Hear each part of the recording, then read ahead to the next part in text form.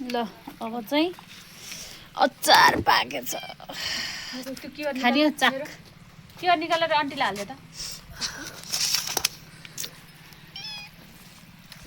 यो चाहिँ के हो ए फेरि अर्को लट यो चाहिँ अहिले दाना निकालेर बनाएको ए त्यो नयाँ स्टाइलबाट र गाइस यो चाहिँ अघि फरक डिजाइनको के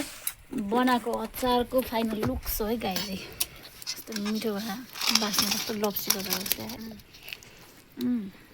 अनि यहाँ नयाँ तरिकाबाट त्यो दाना निकालेको छैन यो चाहिँ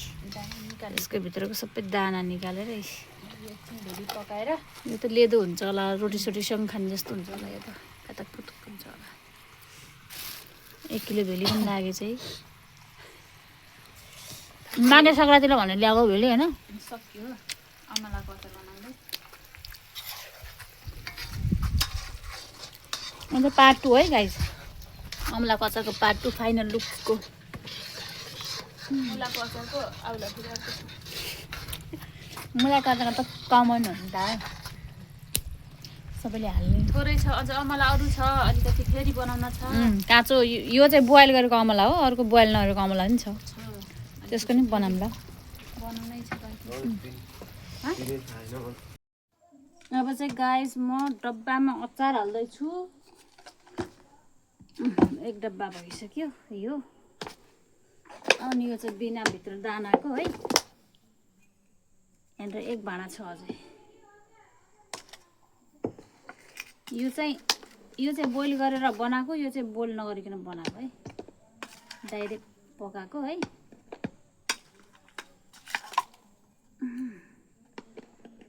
यस्तो खाउ खाउ लागेको छ नि आज खाना नहुँदैन पनि गाइस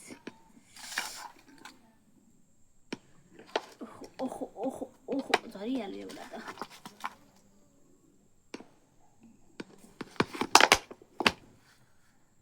यम्मी नखाए पनि यम्मी त भन्न पर्यो यस्तो दामी भयो नि लप्सीको अचार जस्तै हुन्छ सेम यो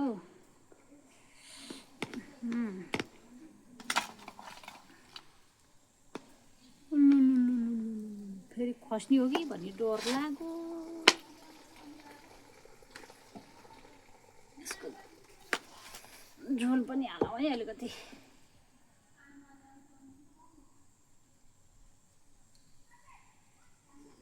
ल ल केमा हालौँ ल अचार 2 डब्बा भयो यसरी देखाएर राख्छु है त म ल देखाएको चाहिँ होइन है मैले फेरि देखाएर राखेको मात्रै हो देखाएको चाहिँ होइन अलिकति एमा हाल्नु पर्यो सधैँ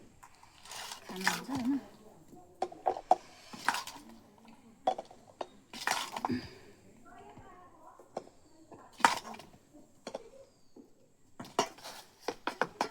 अब अहिले त खासै जाडोमा अचारको आवश्यकता त पर्दैन गाइस होइन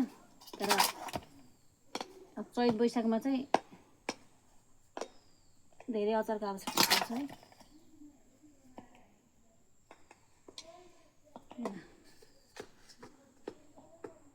यसको ढक्कन कहाँ गयो फेरि